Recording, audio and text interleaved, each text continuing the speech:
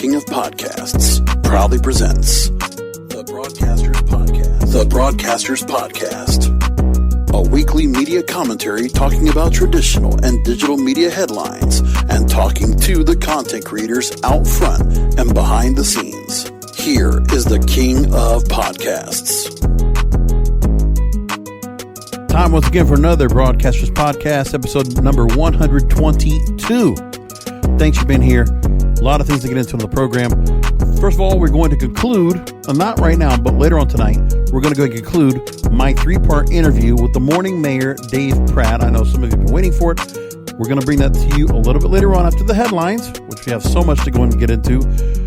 First off, we got the AMC theaters that are in their dire straits. Could they be picked up by the likes of Amazon, or could a movie studio decide to go ahead and take them and bring them on to their own? That's starting to get talked about. We got a whole bunch of stories all about that. Then you have iHeartMedia dealing with their issues, reeling through the effects of no revenue and putting out an earnings report, trying to put out a positive spin. Then the LA mayor and the issue of Los Angeles County now being relegated to another 3 months of lockdown. What is that going to mean for Hollywood? Because people got to talk about that. Major effect, the same thing for New York and the future of Broadway. We got that coming up. And there's a couple of other things I want to talk about when it comes to music and the global effect of the music business as a result of COVID-19. We'll talk all about that. All coming up here on the Broadcasters Podcast. So let's go and get started on it. But first of all, please remember, help out yours truly in this time, because I'm still looking for another side hustle, try to do things that I normally can't make money off of, and to try to put more emphasis on the websites and the work I've been doing, all the content I do, which is a tremendous amount. When it comes to, I do a wrestling podcast, which I've been doing since 2012. This podcast I've been doing since 2018. And then I have my series, which is available on YouTube and through podcasting, called When I'm Not Podcasting, which features so much more of what I do. And one of the features I put was a feature on radio, which is why I pushed Dave Pratt and the final part of the interview to this week, because there was just so much to be said about it. Radio is always going to be a first and foremost to me. So when I have chances to go ahead and talk about certain things, and when I see certain things that are being said, I have to get my point across. And I'd love to see if anybody really got a chance to go and check out what I said on YouTube and what I said on the podcast last week. Would love to get your feedback. And you're welcome to go and do that. Reach out to me. Email is kingofpodcasts@yahoo.com. kingofpodcasts@yahoo.com. And that's the best way to reach to me. Or you can either hit me up on the social media sites at King of Podcasts on Twitter, Facebook, LinkedIn, or actually Twitter, Facebook, and Instagram. There you go. That's how you're going to reach me. AMC theaters. The idea is that Amazon is looking to go ahead and buy them out. We're going to bring that up first, because that was the focus of what was going on this week in the news, where it created so much of a buzz. Let's go ahead and go one by one, step by step here, and talk about what was going on. So first of all, I'm going to take from Los Angeles Magazine that talked about that sources say that Amazon wants to buy AMC theaters, but does the deal make sense? And what happened was that AMC, which is the biggest movie theater chain in the U.S., their stock went up as much as 56%, and trading ended up at 30% above normal on Monday after reports that Amazon was considering purchasing the Alien exhibitor. But analysts wonder if picking up AMC, which owns over 1,000 theaters in the U.S., was worth the risk, because it is $4.9 billion in debt prior to the pandemic. And, that's one thing that's going to be considered. So Bruce Nash, who's runs the numbers.org, he told The Wrap, he says, I don't quite, quote, buy that this makes sense for Amazon.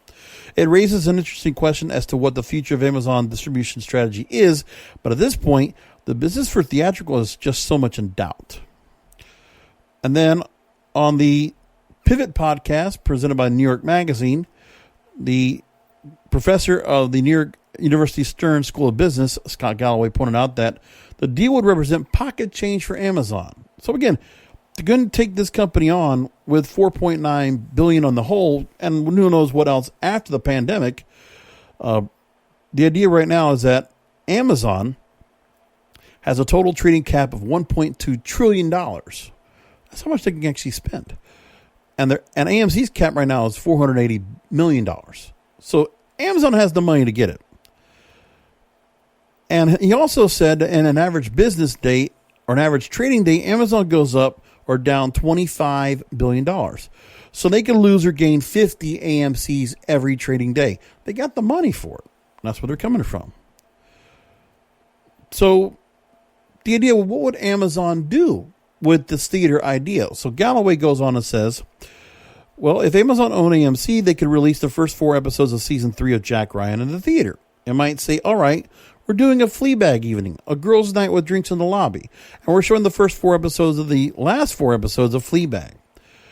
And there's a lot of opportunity to do interesting things with theaters and do away with the shitty food. What if it just became part of a Prime membership? I mean, there's essentially gathering places and fantastic real estate. They need to be reimagined. Well, I don't think necessarily we need to go and get rid of all that.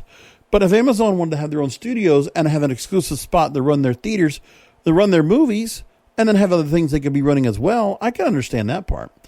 Kara Swisher, who I remember from All Things Digital, she suggested that the competition, not mention the government, might not be fans of the competition, or the acquisition, excuse me. So she said that nobody in Hollywood wants Amazon to be owning this particular distribution channel. It's well known for strangling distribution. Amazon would call it helping grease the skids of distribution, but I think probably media people and lawyers would be like, what the hell? And of course, Congress going to evolve. It wouldn't be a one-step quick thing. Yeah, because it would be an antitrust dispute on this, and absolutely, and deservedly so. Market Watch reports that Amazon may have become interested when the Justice Department's Antitrust Division announced last November that it will be reviewing the Paramount consent decrees. Remember we talked about that regarding the ownership of a studio's theater chain. I talked about that when that came out back in November. That's why they're looking at this at this point. And with AMC in such a vulnerable position, they could consider doing that. So with Amazon not dependent on any of the release windows beyond its own subscription service, they could see increased control over the theatrical window through the acquisition of a large exhibitor, and that would be an incremental earning stream from its own films, an attractive marketing vehicle to drive additional subscribers to their films or whatever else. I mean, the idea that there might be buyers, that actually really helps out AMC theaters, because if they're going to struggle, people want to keep those theaters because there is a value to those theaters and where they're located. Absolutely. Now, there's one side of the part. So again, the stock surged as a result. But now nobody's saying anything. It's just a rumor at the moment. It was just speculation. But it was enough to get the stock market talking about it. Now, Amazon, of course, have had their own movies they've been putting out. They had original films like Manchester by the Sea and The Big Sick. And AMC would give it a showcase for major releases. And the company started moving away from traditional theatrical release strategy of screening films in cinemas and putting them right to Amazon Prime. So there were movies they had put out last year, The Report and The Aeronauts, that went right. Maybe did a short time in theatrical and went right to Amazon Prime. And that's the idea. So there's a lot that can be said right there. But again, all these theaters right now, they're all in net debt. They're all holding a debt right now. When looking at where things are right now for AMC theaters, as of 2019, they're holding $10 billion in debt. When you look at Cineworld or Regal Cinemas, they're holding $7.68 billion in debt. And for Cinemark, they're holding $2.9 billion in debt. That's according to the S&P Global Market Intelligence. I mean, all these theaters, they're all ripe for the picking right now to be bought. And that's what they're talking about. And this is because it is an older medium. But again, it's a relevant medium. It's an important medium that should not go away altogether. And that's one of the things we're also looking at. And that's a very interesting thing to look at right now. The other story is now there's a movie studio that could buy AMC even if Amazon isn't interested. Eric Savitz from Barron's reported it, and he says that there wasn't much evidence to support the Amazon buying. But he talked about there could be other companies out there that might want to buy. The Daily Mail, they cited unidentified sources that the companies had to have held talks about a potential takeover of Amazon by AMC by Amazon. But there wasn't enough to drive the jump in shares, which had happened. Now, AMC in 2012 was acquired by China-based Dalian Wanda Group for $2.6 billion. Was that a private equity thing? Is that what it is, maybe? And then in 2018, Wanda reduced his stake in a complex transaction in which the private equity firm Silver Lake, I've heard that one, bought $600 million of convertible notes with a conversion price of $20.50 a share. So yeah, this company, AMC, is in private equity. So it's just getting vultured right now, which sucks. So Citi analyst Jason Bazinet wrote in a research note Monday that he thinks the Amazon AMC deal is unlikely.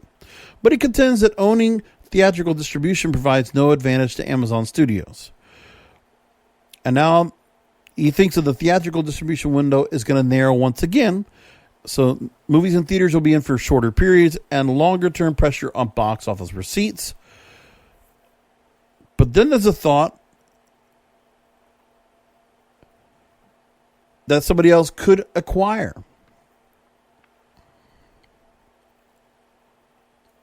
And again, the story that we have said before is the reason why this is being opened up right now, and this could be for other movie theaters as well, is because the move by the U.S. Justice Department to lift the so-called Paramount consent decrees, which historically barred studios from owning movie theater chains, could lead one of the studios to snap up AMC to gain better control of movie distribution as a highly visible branding and marketing opportunity. The case for Paramount dates back to 1938. The Justice Department explained in announcing its decision to review the ruling that the world has changed pretty dramatically in the last 80 years. This is what the government explained at the time. Quote, the first-run movie palaces of the 1930s and 40s that had one screen and showed one movie at a time today have been replaced by multiplex theaters with multiple screens showing movies from many different distributors at the same time. Consumers today are no longer limited. New technology has created many different distribution and viewing platforms that did not exist when the decrees were entered into. And after an initial theater run, today's consumers can view motion pictures on cable or broadcast TV, DVDs, and over the internet through streaming services. Now, AMC could be a viable commodity for Disney, Netflix, or Amazon. That's the thought. Buying the stock or buying the whole company would be a bet that at some point the world will reopen and that people will do what they've always liked to do as soon as they feel remotely safe doing so. So they think there's going to be a chance that it might be viable. We'll keep an eye on this and see if anything else changes from it. But the most important thing is Hollywood. We need to see if they're going to start getting content back. And honestly, live entertainment coming back. Sports is starting to make its way back. As we see right now, we're seeing the NBA might give themselves back up, maybe start playing the rest of their season at Walt Disney's Wide World of Sports in Orlando. Florida is offering up University of Florida's Ben Hill Griffin Stadium. Florida State's offering Doak Campbell Stadium to go ahead and run football games or other sporting events as need be. So Florida's trying to open themselves up to be a place for sports to go and be played, whether it is NFL or other things going on. So there's that to be caught into play. Major League Baseball on the same effect. That's what's going on right now. We're already going to see NASCAR making its way back this week. The announcers will be remotely broadcasting for wherever they are. They'll be in a studio. They will not be on site at the racetrack. And that's the idea of that. So that's another thing that goes on. Sports is going to be there, but what about entertainment? Well, there is the struggle right now about that because of a story from Deadline.com, and this is a story that's gone across the headlines. I don't want to get into too much of a political argument, but here's what's going on. According to City of Los Angeles Mayor Eric Garcetti, he says, quote, "I don't want to turn Los Angeles into some sort of police state. But here's what's going on. The initial idea is that they want to go ahead and shut down Los Angeles County for the next 3 months. So basically the entire summer, everyone will have to stay at home and continue to stay home. So basic quarantine. But they're not saying anything as what will happen for the rest of the industry and what's going to go on. So in the story, they talk about that there will never be a full lockdown. Reopening is a process. It's not about a date certain. And that right now they're looking to try to have 14 days of stable or decreasing deaths from the coronavirus, with hospital capacity well under what the current demand is and ample testing bandwidth. And then, having to look into the fiscal impact of the coronavirus towards the end of the summer, the mayor admits it's going to be bad. And he says both mayors from both sides of the aisle, bipartisan, are struggling with shortfalls. All mayors are feeling it. It's universal. Modifications to property tax rules to help cash-strapped residents will mean an unexpected $90 million hole in the city budget. And Garcetti made sure that was just one example. He also said, the Good Morning America, we all have to recognize that we're not moving beyond COVID-19. We're learning to live with it. Well, is this going to really work for everybody in Hollywood? Because, again, I want to see where Hollywood is about this and how they're feeling all about this. Because I don't see anybody saying anything about if Hollywood's going to get shut down, it's going to stay shut down as all that's happening. But we don't know. What we do know is the Hollywood Bowl is canceling its summer season, first time in 98 years. And here's exclusive from Deadline.com about where things are right now with the Hollywood sets and where Hollywood's going to be right now going forward. So as numerous Hollywood studios, guilds, lobby groups, streamers, and local politicians form task forces to blueprint how the industry can safely get back to work, there are those that are taking matters and recommendations into their own hands. So there's a plan that can be easily scaled for TV series and feature films. About 100 commercial production designers and art directors are circulating a dense but succinct 6-point COVID-19 workflow considerations document. The recommendations include a number of things. First, a safety coordinator position should be developed to oversee the implementation and adhere to safety practices as developed by state and local public health officials. It's the same way of how the American Humane Association representatives are on set when animals are being filmed. It's that same kind of idea.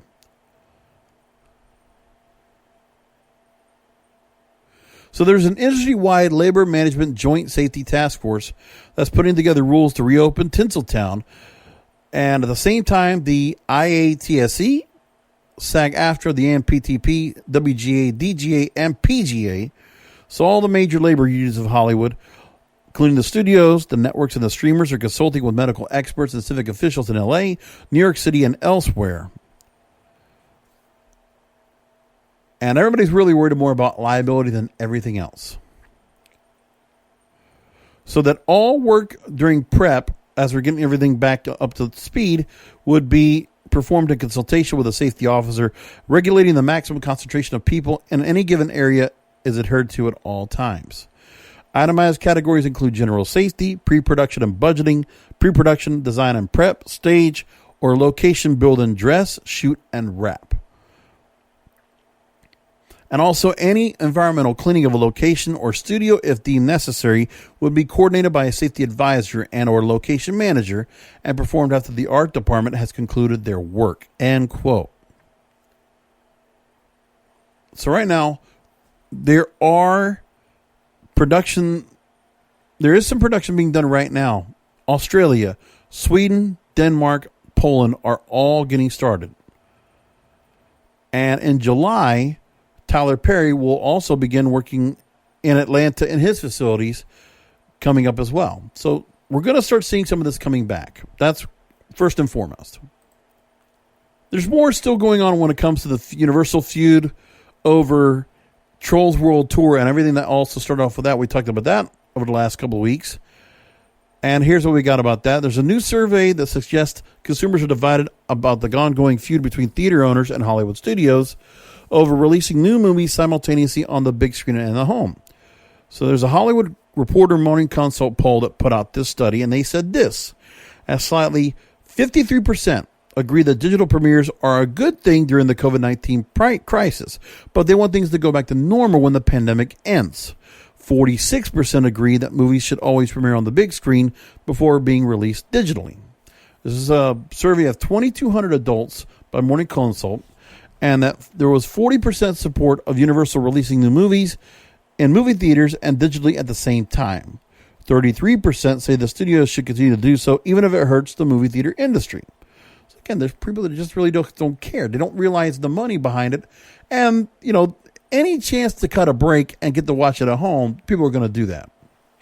Now, I'm admitting that I've had my struggles trying to watch movies from home because of the fact that for a while, I was trying to find the best way to listen to it and watch it comfortably. Like, I have a decent TV in my bedroom, and I have a decent chair. And, one thing I have is that I have a little bit of a stereo system that I can watch movies on if I wanted to turn it on, but at night, I really don't want to do that. I want to be able to listen to it at home where I don't have to worry about that. If I get home, I can go and just put on, I don't want it without waking up the neighbors. I can just put on a pair of headphones. So I have my Bluetooth, my Beats, Bluetooth headphones, earbuds, excuse me. And I realized my Amazon Fire Stick has Bluetooth capability. So I've been using that for the last week or so. It works perfect. I didn't realize that. It took me a while to figure that out. But now that I know about this, it's great. I love it. And I'm able to watch movies pretty comfortably. But do I really want to watch new movies from here? No. I mean, I've seen a couple of movies that are new. I saw Extraction. And, I was like, it was okay. But I didn't like the fact that I didn't get to watch it from home. And then there were several popcorn movies, basically, that I thought, well, do I really want to watch this in the theater? Because it was prior to the subscription model that I bought into, where I'm going to say to myself, do I want to spend $12 on this movie, or do I want to use rewards points on this movie to go watch it? I was like, no, I'm not going to do that. So two of the movies I saw was Hotel Artemis. That was a Jodie Foster-led role movie, which was fine, watchable. Same thing going for watching Sleepless with Jamie Foxx. And, Michelle Monaghan, I liked that movie. I thought it was fine. I actually enjoyed that pretty well, too. And it was actually, to watch movies like that here was actually fine. But I don't want to do this where I don't get to watch it in the movie theater. There's a different story. To go see a new movie like, say, Black Widow, Wonder Woman, 1984, to watch F9, to watch, No Time to Die, the Bond movie, to watch Top Gun Maverick. Do you want to watch Top Gun Maverick from home first? No. I want to hear those planes going all over the place in RPX or IMAX or whatever from my theater. That's what I want. I want to watch it, look at it, and hear that whole thing just shaking the damn theater. That's what I want to hear. I want to enjoy that much more. Now, this survey was conducted between April 30th and May 3rd, and this was after AMC Theaters said they would no longer license Universal films, after NBC Universal CEO Jeff Shell regarded the performance of Trolls World Tour on premium video on demand. Well, there's a movie that came out on demand just this week, and that was a new Capone movie with Tom Hardy. But you know what? The idea of watching Tom Hardy, post Capone, who's losing his marbles, I don't want to watch that. Just that story alone is in the right time period. I want to see him. I want to see Capone like they always show Capone. Show him in his limelight, kind of like De Niro in The Untouchables. That's what I want to see. But, it's what it is. That's what they decided to do. Plus, $10.99 for the movie to watch it from home? No, pass. I'm not going to do that. I mean, Amazon Prime, hey, God bless you for doing it. Let's see if people are going to buy it, but I'm not interested in it. Not so much. The survey also shows in the findings that 30% of avid moviegoers support AMC's decision to boycott Universal, and over half of those polled, or 52%, say cinemas should adapt to changing times and embrace digital movie premieres. No. I just think that if certain movies don't need to be put out theatrically, I think you just pick and choose. That I'm okay with. I would rather go ahead and get certain movies being put out that get the chance to go. But the other thing, too, is that I think that the theaters, they don't need to go ahead and push out so many damn movies that need like 10, 12, showings or whatever a day. Or just they take up 4 or 5 screens. I don't want that either. I just think there's a way you can do it where there are certain movies that, you get the window out. If they made the theatrical window 60 days, I'd be fine with that because I usually can catch a movie that I want to watch within 8 weeks. If you give us 8 weeks to watch the movie, I'm totally fine with that. Like, honestly, 60 days, that's a pretty reasonable number to get to. 90 days is a little long, but again, you're trying to create that interest to get out there. So if you started seeing it on demand digitally within 60 days, I think that'll be fine. Or just make certain movies that are being exclusive right now and let them be. It's fine. But there's certain tentpole movies that just do not need to get pushed out. And that's what's going to keep the theaters important. To watch a Star Wars universe or MCU universe movie, you don't want to watch that at home. When you can't get everybody together, like that's the other thing. You're going to get people to come over to watch and it's going to be like, you're going to mess up the house. Well, you can go to the theater and watch it. You can go out and do something afterward. There's something about going to the movie theater on a Friday night, that just sounds better. Especially with a crowd. If you don't have that crowd to watch it with and the engagement, there's something about that that's a little different. So there you go with that. New York City is still feeling the effect. Broadway is not going to reopen for some time. And the movie theaters also are being affected as well in New York. So let's talk about the other side. Deadline sources are suggesting that we might not see New York City theaters or Broadway open until next year. And according to New York Governor Andrew Cuomo's recent reopening phase plan, indoor cinemas are in the same final Phase 4 classification as Broadway theaters, entertainment venues, museums, and art and recreations businesses. Yet, we're all supposed to be back online in late June or early July before the new movie Tenet from Christopher Nolan, starring John David Washington, July 17th, and the movie Unhinged, which is being done by Russell Crowe's movie company Solstice Studios, comes out July 1st. So Broadway will not be reopening Labor Day weekend, as many media outlets had indicated, and today's news outlined a ticket refund policy period to that holiday weekend. The Broadway League will follow reopening guidelines as prescribed by Cuomo, but the statement didn't announce or speculate a reopening date. New York City represents 7 to 10% of the kind of money that any movie gets around the country. Actually, that might be worldwide. And you're talking about some of the top grossing locations around. A lot of multiplexes located on 42nd Street, the AMC Empire 25, the Regal E-Walk, 4DX and RPX, and AMC's Lincoln Center. And when they're not even going to be able to get any capacity of auditoriums to get to a certain point, especially getting to Phase 4, we're going to wait for a long time for that. So there's still hope that, and now NATO, by the way, is lobbying New York State to get movie theaters changed to Phase 3, which that's the National Association of Theater Owners. They want to get New York State to go with Phase 3 for indoor theaters. That would put them in the same reopening category as restaurants and other food service businesses that have dine-in service.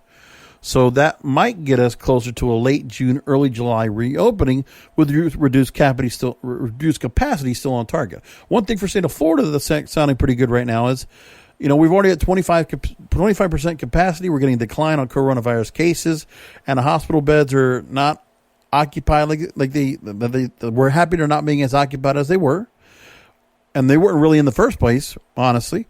But there's a good chance that capacity might increase to 50% for restaurants. And maybe indoor theaters will get that same possibility as well to try to help everybody out. That actually might come up very soon. So now, New York State NATO Executive Director Robert Sunshine said that, quote, "The major difference between Broadway theaters and movie theaters are the size of the auditoriums. There's no way you can compare movie theaters with big concert halls, sporting arenas, or Broadway theaters. Movie theaters should be in the same category as restaurants and classified as food service establishments.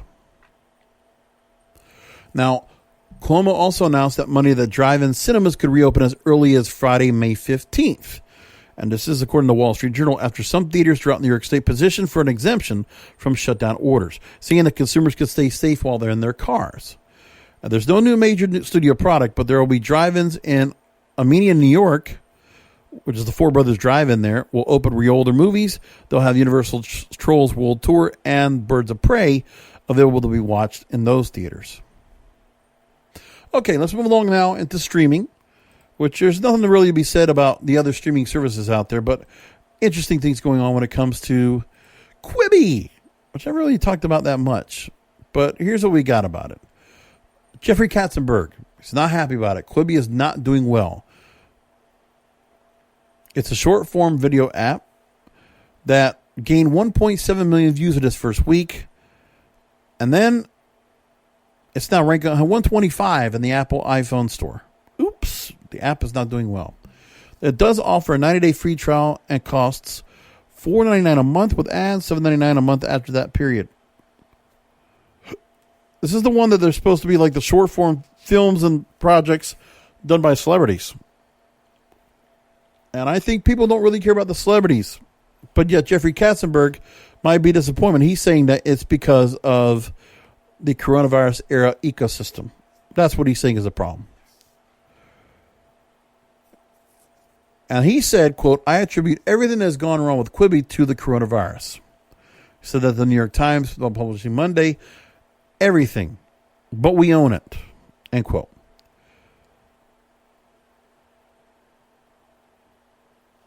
So now the idea is all the show's episodes are shorter than 10 minutes. Quibi, short for quick bites, designed to entertain viewers on the subway, in line, or before appointments. A plan that was entirely upended by the coronavirus crisis, right before the launch on April 6th. So time on spending on streaming platforms has rocketed as consumers social distance from each other. They may find themselves with too much time on their hands at home, rather than a few moments to enjoy shows between engagements. Well, it's interesting. TikTok has gone up, right? But Quibi is not. It's a paid model for short videos with celebrities. And now you see the celebrities, they don't mean as much. We're starting to see that more. And there's a story I got to do on my When I'm Not Podcasting show talking about TikTok and the celebrities infiltrating it. I just joined just a few weeks ago. So I cannot, cast stones as much. But I've seen enough of them on Twitter to understand what it's all about and appreciate what TikTok is for. But to start seeing the celebrities coming on there and forcing themselves to do cringeworthy content, that's got to be discussed. We're going to talk about that later this week and on the When I'm Not Podcasting series, which you can find at youtube.com/JBRASCO951, or just search King of Podcasts on YouTube. You'll find me there. Or you'll find my podcast available wherever you find podcasts under When I'm Not Podcasting. Look for that as well. Now, Katzenberg added the company is working on new revenue projections and decreasing its marketing budget. When they asked about the success of TikTok, which also is a social platform premised on short videos, Katzenberg gave a testy reply. He says, "Well, that's like comparing apples to submarines. I don't know what people are expecting from us. What did Netflix look like 30 days after it launched? To tell me about a company that has 1 billion users and is doing great in the past 6 weeks, I'm happy for them. But what the hell does it have to do with me?" Oops. A little testy. Jeffrey Katzenberg, he expects to be very successful. Well, this did not work. He might have to take a wash at this sometime down the line. And I really believe that. It's not good for him.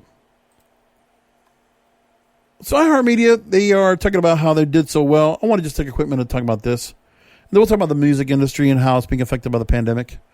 So there was massive impairment change in the first quarter of the year.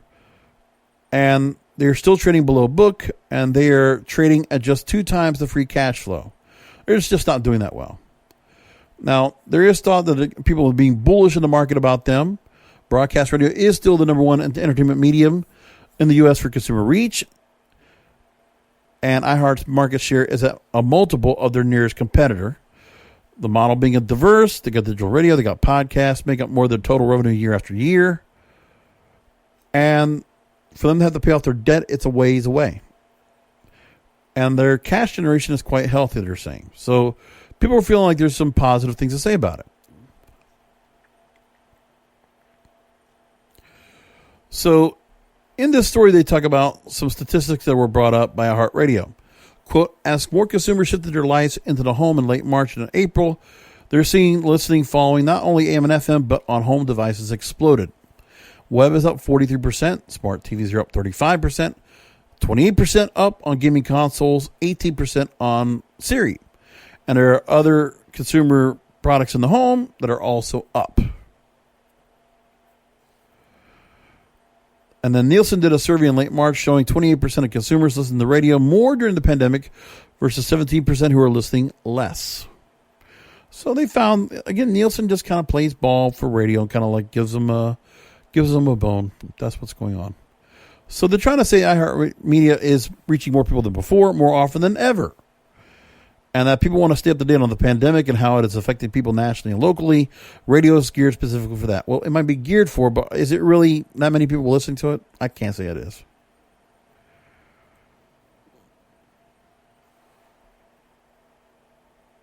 So either which way, Bob Pittman, of course, wanted to go and make a comment about it. He says, quote, about advertising, which is what they're making your money from. Well, this is what he says about advertising. Quote, advertising overall and most of our advertising streams have seen a major drop.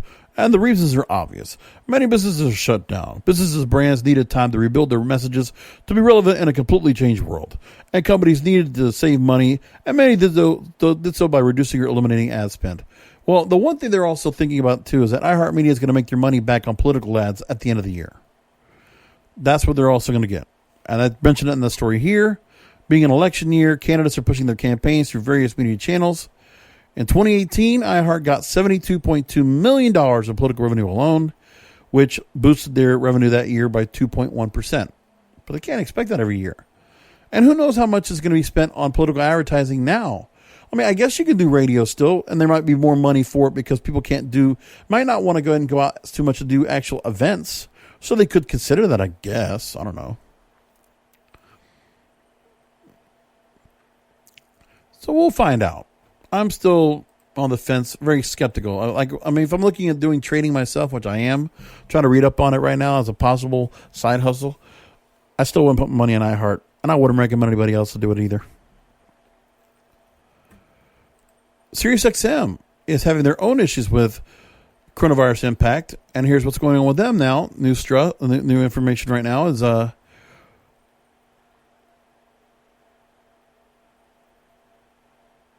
so first of all, they're worried about the fact that there's not many people that are listening to their programming because new and used car sales are down sharply. So there might be more people listening at home to Pandora and SiriusXM, but they're also suffering from lower advertising revenue. But they have yet to take a big hit to their bottom line, according to their first quarter earnings. So active users are up 30% for SiriusXM in early May. But remember, that's also because they're putting their programming out free through May 15th. So it's about to wrap up pretty soon. So that's what they're saying about that. So there is a series I just want to bring up. There's a company called Chartmetric that's been doing some interesting work about the music industry and what's been going on with how the global music business has been affected. So a couple of things we're going to bring up. First part is genre. And here's just the takeaways that they have for that. Interesting information. Spotify's listenership is now appearing to be widening for classical, ambient, and children's due to COVID-19. Listenership for pop, culture, country, and dance has been relatively unaffected for COVID-19, but country is the most resilient. And listenership appears to be narrowing for Latin, rap, and rock, but potentially due to other factors and not a result of the global pandemic. So Latin, rap, and rock music, not so much. Pop, country, and dance are doing fine. Classical, ambient, and children's are growing. So there's that part. Then they went into a part about geography. And by the way, I have this linked on the website, so you can go and take a look at this if you want to look at more context about it. I just thought it was interesting.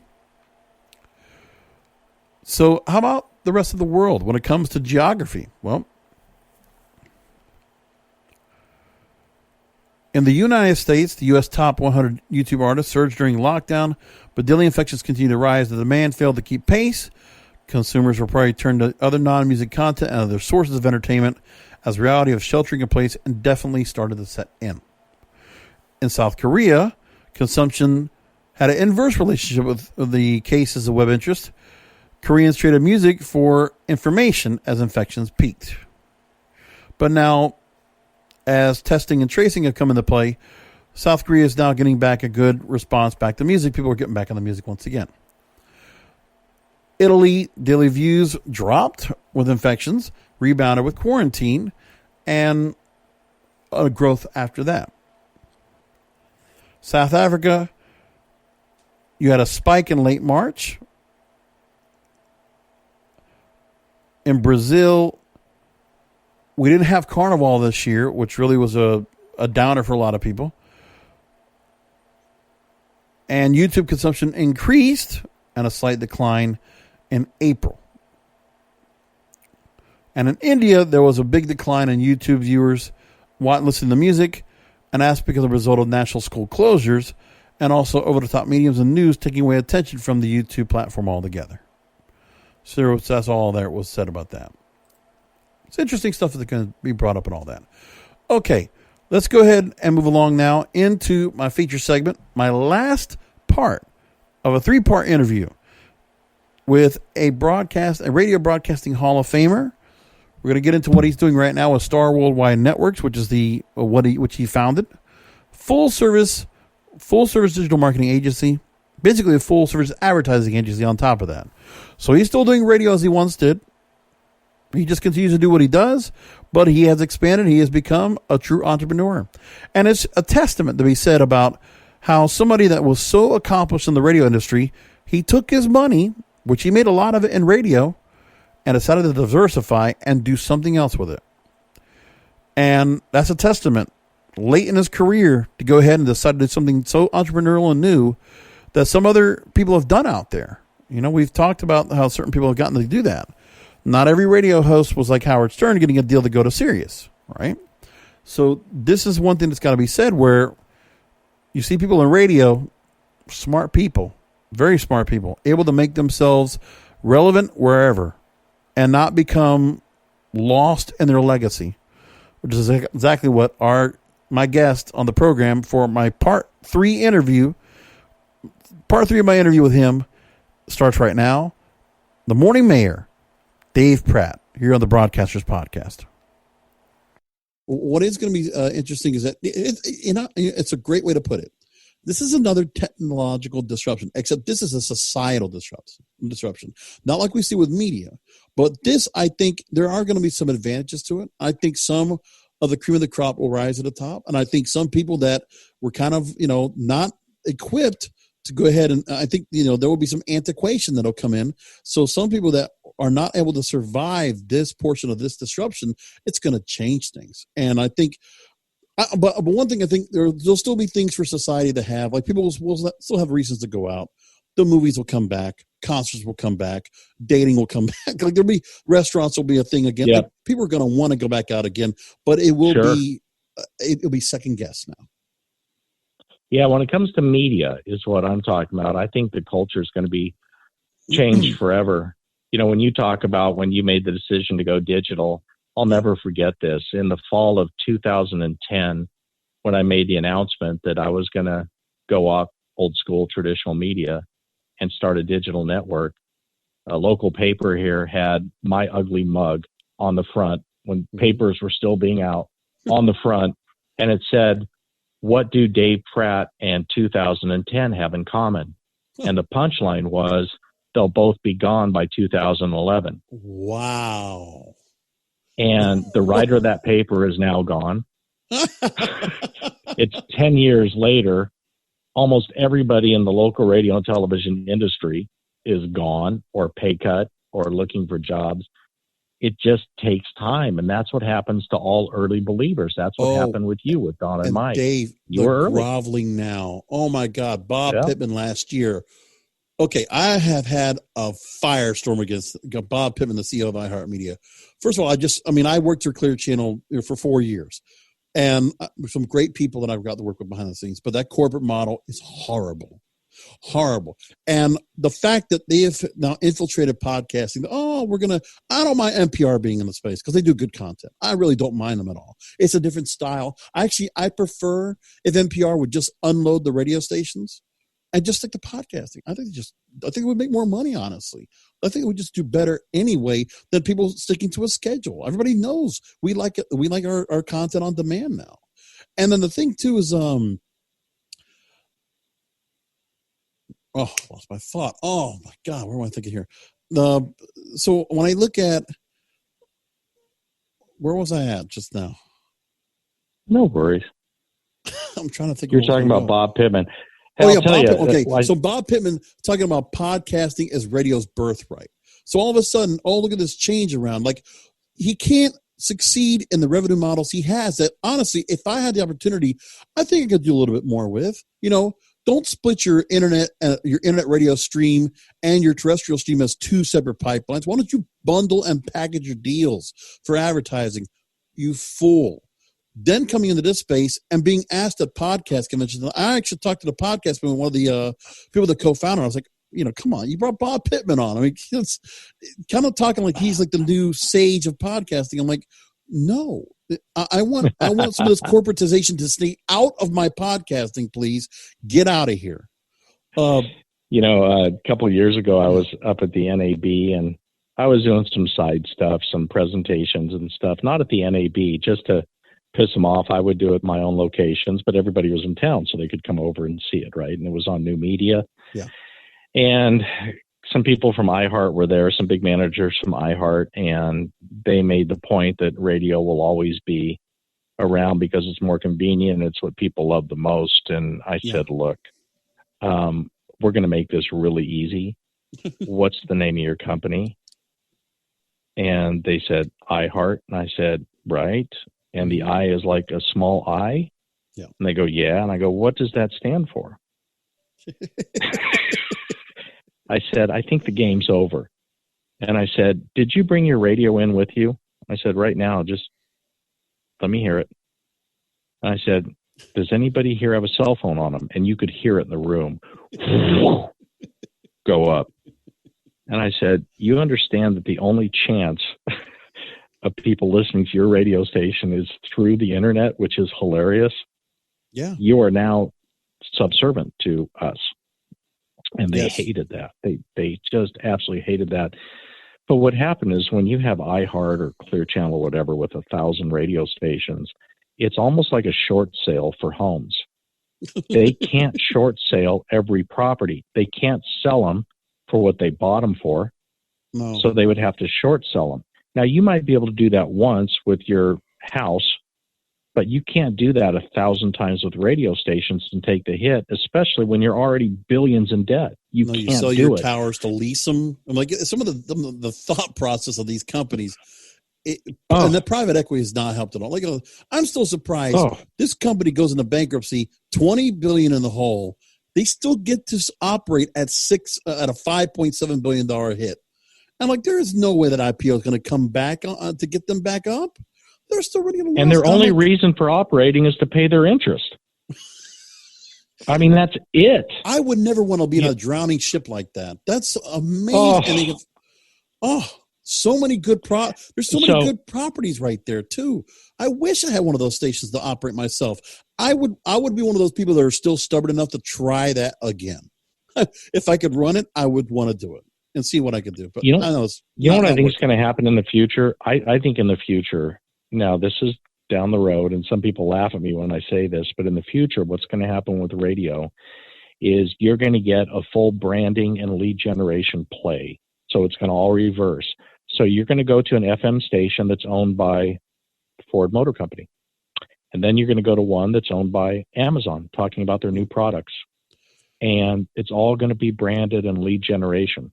Interesting. And it's going to be specifically for people that get in a car, because anymore, the only place you're going to listen to radio, and they're going to wipe out those commercials. I got to tell you, the other day, I go out in the garage during this quarantine thing, and I'm always out and active and at the gym, and I try to find different ways to exercise and stuff. I go out in the garage, and this was almost like it could have been a commercial for the internet, because I saw this radio sitting in the corner, and I was getting on my old man treadmill, and I thought, you know what? What the heck? I haven't listened to radio forever. I'm just going to try it. And I put 30 minutes on the treadmill for my timer, and I listen to radio, and I'm trying to find music that I like, and then I leave the radio. I get on my treadmill.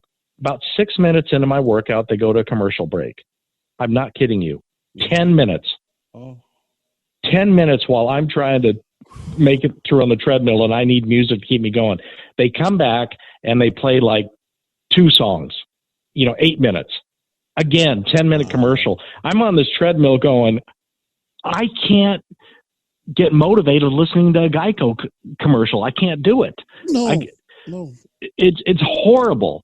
So I will never turn that radio on again to work out. I'll make sure that my iPod's charged because it's just so old. It's such an old model. And I also take credence to the people that were programming back like in the 50s and 60s, when they had jingles and they had ways to entertain you throughout, even if you were in the middle of an ad break. Like just the way that it was, the personalities, the way they can just keep things through. When I listen to like an old WABC air check, the way that they just kept flowed across, I'm like, damn, you really had to do, like you had to put on point everything you're doing and make it as entertaining as possible across the board without making anybody lose, to not have that time spent listening drop, to not let that cue drop. It's like incredible. I want to ask you. Some of these programmers, they like, you mentioned Lee, who by the way is a very nice man. You probably know him. I disagree with some of the stuff that he has to say, but that's fine. But he's always been very nice. Yeah. John Sebastian, those guys. John's a friend. He lives here. But they still keep thinking that they're going to develop the next big radio format. And I'm like, guys, it's old technology. That's like saying we're going to come out with a great VHS movie that we're going to sell at Blockbuster. The reason Blockbuster died isn't because the movies weren't good. It's because the technology was old. Nobody has VCRs and VHS tapes. Right. You have to go to a different format. There's a reason Netflix is #1 today, and they refuse to get off the dime. They're still driving that 1971 Gremlin.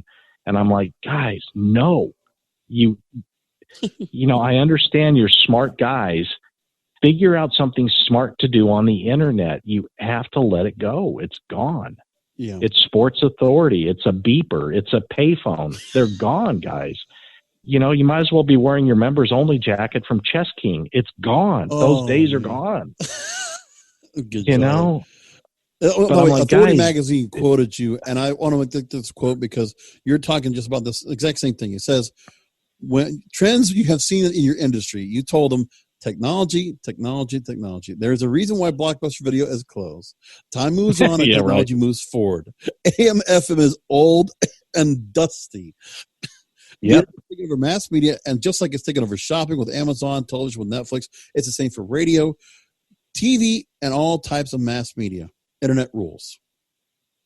Well said. So I'll tell you something funny. My daughter, who's 18 years old, she wasn't around when I was really doing radio at a high level and stuff. She was too young to remember that. And she said, Dad, would you do me a favor? And I said, what? And she goes, can we go to the Hall of Fame Museum? And I said, oh, God, honey, I go there. I feel like I'm dead. She goes, why? I said, because they got mannequins with my old band stage show outfits on them. I feel like I died. I feel like I'm looking at myself in a museum. She goes, please take me. So I took her, right? Yeah. And you'll love this story. An 8-track tape was one of the displays. And she said, what was that? And I tried to explain it to her. And I told her, I said, in the middle of your favorite song, you might hear a track switch. Ka-ching. She goes, this is what you listen to, Dad? I said, honey, when I was in high school, we had 8-track tape players in our cars. And she goes, those big things? I go, yeah, we would shove them into the dashboard. I'm trying to explain this to her, right? I'm trying to explain this to her. Oh, man. Well, here's the problem with radio today. If she could have reached down and grabbed that 8-track, that's fine. She could look at it. But there's no place to play it.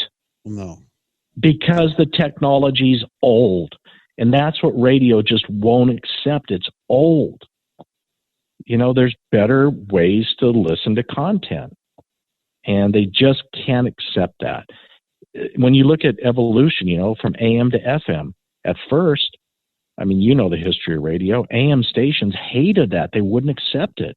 Yeah. And then all of a sudden FM comes around. And the same thing with cable television. Everybody laughed at this Ted Turner guy saying, there's no way people are going to do cable. What do you mean? And now look. And then Netflix, it's just technology. Everything evolves, and the people that are afraid to accept it or afraid of the competition that it's going to bring instead of evolving themselves, then they're going to be left behind. And I think a lot of that comes with age. We're comfortable with what we grew up on. Yeah. And some don't want to get off that dime. To start a digital network, quite honestly, I really had to humble myself after, any level of success that I was lucky enough to gain over the years. I had to humble myself and learn from people that hadn't been in the business, more than a couple years, because I wanted to learn new media. But at some point, you either have to evolve or just call it good. Adapt or die, as Billy Bean would say in Moneyball. Adapt or die. Right. And the thing, too, it's also much easier to go ahead and be able to adapt if you get in and adopt it early enough. Because to do it now, so late in the game, for some people to hear now, I'm going to start a podcast. Oh, boy, don't do it. You can just tell people that just have not really been adapting to the model at all, probably not consuming it so much, they think you just jump right in and okay, it just doesn't Did you ever see, did you see the movie Moneyball? I did. Loved it. The best scene in that whole movie, to relate to what you and I are discussing today, is when Billy Bean is meeting with the owner of the Boston Red Sox. Mm-hmm. And the Boston Red Sox owner is ready to give Billy Bean the offer. And he says, Billy, anybody who disrupts the system, people don't like it. Yeah. People don't like anybody who's going to do something different than what they're comfortable with, because it scares them. It makes them afraid. It changes their world. That's the same thing with what we're doing now. Same thing.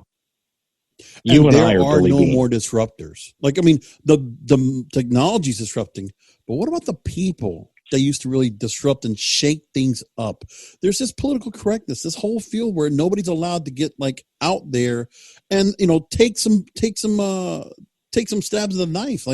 Go out there and be subjected to ridicule and just who cares? Just go for it. They won't do it. Entercom just did a big round of layoffs. We have Entercom here in Phoenix. Yeah. And a number of those personalities called me and they said, Dave, we heard that you're doubling and tripling staff during this coronavirus. And I said, that's true, but let me explain that to you. Yeah. We're doubling the IT side of our staff. Yes. To set up these big healthcare companies with telemedicine, telehealth, and we're getting digital messaging out. But what they were calling for is they wanted to know if we had a job that would give them a 2-week paycheck for talking in a mic. No, it's 2020. It's 2020. So I said to one of them, who's a friend, and I didn't want to make them feel bad, especially during this time, but I said, how are you going to make me money by talking in a mic? How? Do you sell? Do you do IT? Can you go to a healthcare group, a hospital, and set them up on Zoom and show the doctors how to use it? How are you going to make me money by talking in a mic? You might as well just work for voiceover work. That's about it. Voiceover work, or we do audiobooks, but a lot of times the authors want to do the audiobooks themselves. Yeah. But I keep trying to tell them that day has passed. Nobody's just going to give you a 2-week paycheck for doing nothing. You're going to have to do something that makes a company money. And there's so many different things that technology can do that they don't need manpower for anymore. Exactly. You got it. And that's why we morphed. What you and I do, I love. And believe me, you and I could get together and we could probably just talk about glory days of radio and laugh our butt off together, because you and I love it that much. It doesn't mean that you and I don't love what was. but you and I are both looking at what is going to be. People today, they can't get out of that. They can't get out of that system. They're still waiting for the 2-week paycheck, doing exactly what they've done. That's why we morphed our company for times like this, like with coronavirus. Because if one thing starts to fall, we have the IT and the internet side to lift it up on the other side. It's all about our balance. businesses, we have room for more work. I mean, I'm as busy as I ever been right now. Right. I know we're going to get some more business. We're going to get more clients right now as a result, because they're all, and it was only until last year we thought about, we wanted to try the virtual conference thing. My boss, originally, he's a bit of an entrepreneur, and he has tried some things where, a little bit ahead of time, and that's okay. But now we were thinking about virtual conferences again, and we were thinking about this October last year. Now is the best possible time to do it. And we already have the infrastructure. We already have scheduled 2 shows. That right there is going to, it's unfortunate why it's happening like this, but we're going to luck out, I think, in the end. Absolutely. I really need to research more about what you guys do, because we're going to talk I always offline. believe in. We've got to talk more about what we're doing here, because there might be some stuff we could do together. I really believe there's something about that. I always look for alliances, and there might be some cool stuff that we can send your way and vice versa, but I always look for alliances, so I'm really glad that we got together. Oh, I'll introduce you to the bosses. We can have a nice little chat. I'll tell you that. I want to ask you a few more things before we wrap things up, because, you've actually been answering a lot of questions before I even ask them. You've been proactive about that. That's been great. We talked about Lee Abrams, and there is one quote I want to bring off of him where he did a Facebook rant, and he's been a little more active talking online. And I can appreciate where he's coming from. At least he's being a little more realistic now. He did say recently, quote, "Radio is in an undeniable position of strength in terms of accessibility. But as a fan of the medium, it has the potential for long-term extinction in its current form." When you hear that phrase, what do you think? So it's like, there's I guess maybe he doesn't see where I don't know where the strength is anymore. The access is there. It would be, you would think there's got to be some way to make people just take, every car still has a radio in it. Maybe you can still find a reason to make them turn it on. Yeah, so I give Lee credit for that, because I think that was a very smart statement. So the next challenge of radio does want to survive is, what are they going to do with it? I think the first thing they have to do is going to scare the hell out of them. They absolutely have to get rid of recorded commercials, because anybody can get any kind of media they want at the stroke of a smartphone, at a stroke of a keyboard. They can skip through commercials. When you go to a video that you want to see and it says skip this ad in 3 seconds, to you, that's an eternity. Imagine waiting through 8 to 10 minutes of a commercial break to hear the next content. And imagine being the advertiser that's in the 7th or 8th or 9th spot in that commercial break. What's that worth? Problem is, some even ad agencies haven't wised up. They still don't see it. They're just taking their little commission checks, still selling the same thing and not paying attention. It'll take smart clients to make them change their ways. I would never buy a 7th, 8th, or 9th position commercial on a radio station for any reason, because people are gone by that time. So what Lee is saying is so true. Radio has to figure out, if it has any chance of surviving, how it's going to be viable. The first thing is, they're going to have to take away commercials, recorded commercials. Now, they can do integrated mentions, maybe, personalities talking about products they like, about how much they like Amazon during this coronavirus, or UPS, or whatever they want to do, but they're going to have to integrate that somehow. And they're going to have to find a way to up their talent level, instead of just, downsizing, pay cuts, and just hiring the first kid out of college that'll sit in the chair and work the shift, or that can automate a station for 18 hours. Or let's be honest, the ones that have gone to broadcasting school to have a deal with the radio network, that they're already getting a kickback for bringing the kid on board. Exactly. That happens. Oh my God, that happens so many times. Thank you. They're going to have to get by that, and they're going to have to start respecting their listeners again. Yeah. Thinking, what do they really want? What can we give them that they really need? But having said that, I'm still not a believer that it can survive. Not as a major player. I just think it's over. I want to ask this question, because now we're in this coronavirus situation. We see what economically, not just Entercom, iHeartMedia also furloughed. Bob Pittman is foregoing his salary, but of course that doesn't mean his bonus isn't going to go away, right? Come on! You don't That's think just hilarious when I read that. Even David Field, even David Feld is like, oh no, I'm only going to cut 30% of my pay. No, I'm not doing that. Come on, you guys! I was laughing so jerks, hard when man. I read that. Oh God! You can read through the law, but here's the thing: this, I think, not only is it a disruption, I think there's a disruption for terrestrial radio on its way, because these companies, if they're going to be like they are now, there's nothing left to cut. They're going to have to unload. These companies are going to go bankrupt now because they had no kind of revenue to hold up for a rainy day. They're all going to fail. And what I think is they let them fail and they fire sale all their stations to local programmers that have money to do something with it. Do you see that happening? And if it does, then do you see where there's a change to the model? Maybe people will say, okay, we need to cut the commercials down. We need to cut all out. No more commercials, period.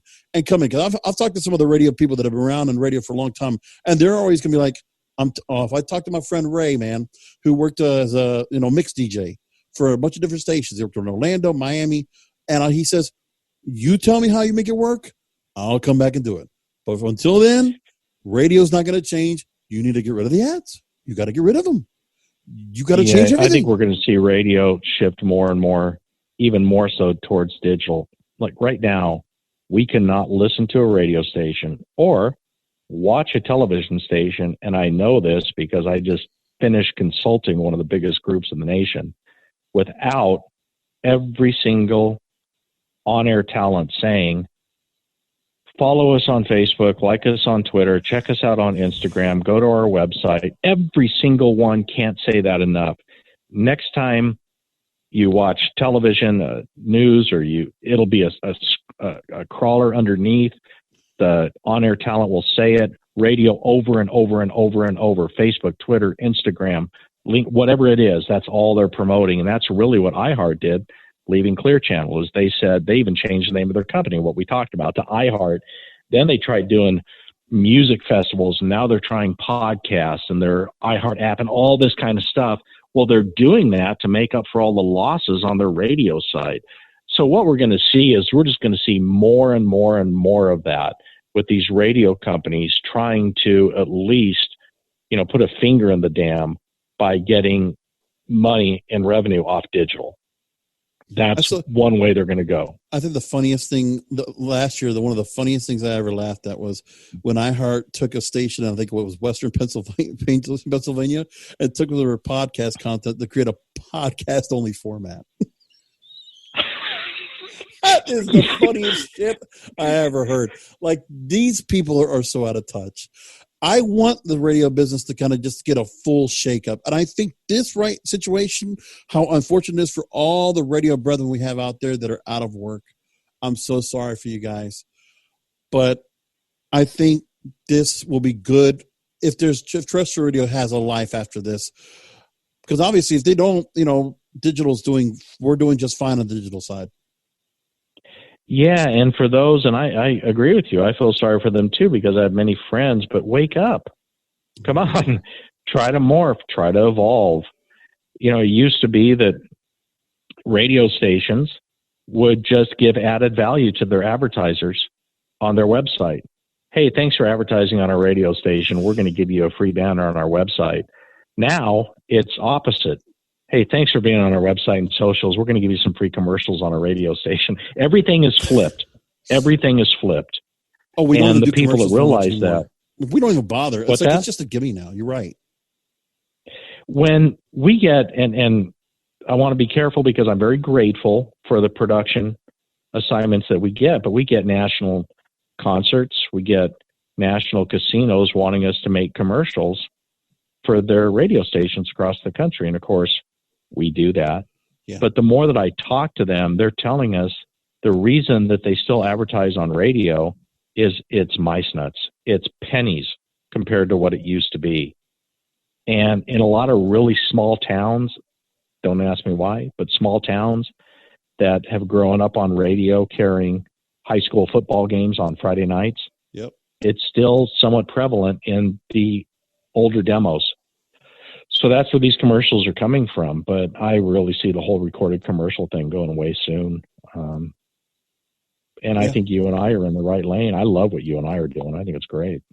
I wish everybody would figure it out, man. It's just, but I'm happy. Hey, I'm sure we're happy if anybody has a little bit of money to put together, even here or after. I'm sure your company or mine will go ahead and take on clients. Hey, we'll help you build radio. We know what to do. We'll make it for you. We know what to do. Absolutely. We'll turn you into radio people. You know, I mean. And hey, on a fun side, just being a radio junkie, starting when I started in radio and just loving what used to be a true art form. On a fun side, not a business side, if you get a chance, go to my socials. We're doing a segment called More Than a Song during this quarantine, and I promise it will make you laugh. It'll make you laugh. So if you go to Dave Pratt Live on Facebook, and I'm not doing this to promote, I'm doing this to make you laugh. Yeah. And give you some smiles during this crazy time. It's called More Than a Song, and what I'm doing is I'm choosing 50 songs in my career that mean something to me and why. Yeah. So a lot of it really brings up a ton of humor. Like when I got kicked off the air with George Carlin, that's in there. And you can read some of these memories that will just give you a smile during this crazy time. It's not monetized. It's nothing about that. It's just fun. And I think you'll love it. So if we're looking for that, Facebook and Twitter, Dave Pratt Live, Pratt, one word. And then again, the book I got to make mention of again. It's Behind the Mic, 30 Years in Radio. I got to go look for it. I'm going to go find it on Audible to listen to it. You did voice it, right? It starts May 11th. So we're voicing it now. And it will be released chapter by chapter for free starting on May 11th, and it'll have a full update to it. So the original book sold out at Barnes & Noble and Borders. Amazon, once in a while, you can find a copy. Yeah. But keep in mind, that was a while ago. That was 12 years ago. Oh, yeah. So now we're doing an update with everything we've done since. And we release it chapter by chapter on May 11th, absolutely free. And I hope it gives everybody some smiles and some good memories. Fantastic. Hey, Morning Mayor Dave Pratt, again, and StarWorldwideNetworks.com is where you can find all the work that you're doing.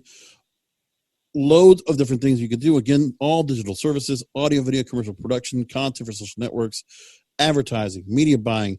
Get your own show on there. Dave Pratt, thanks for being on the show. I really appreciate it. Thank you, and let's keep in touch, okay? As I said, great interview with Dave Pratt.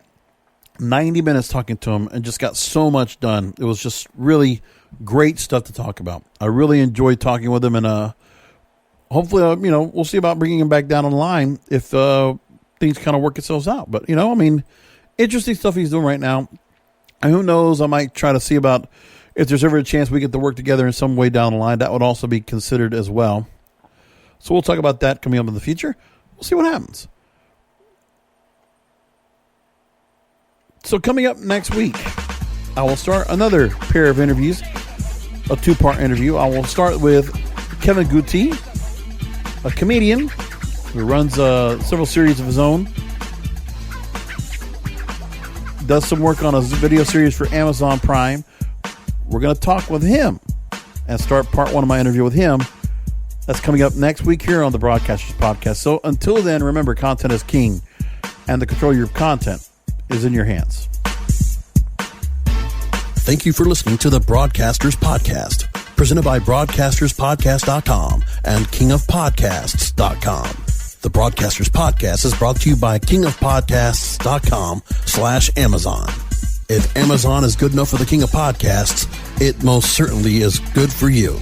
KingofPodcasts.com/Amazon. And don't forget to check out the King of Podcasts wrestling program. The Wrestling is Real podcast, exclusively at KingofPodcasts.com.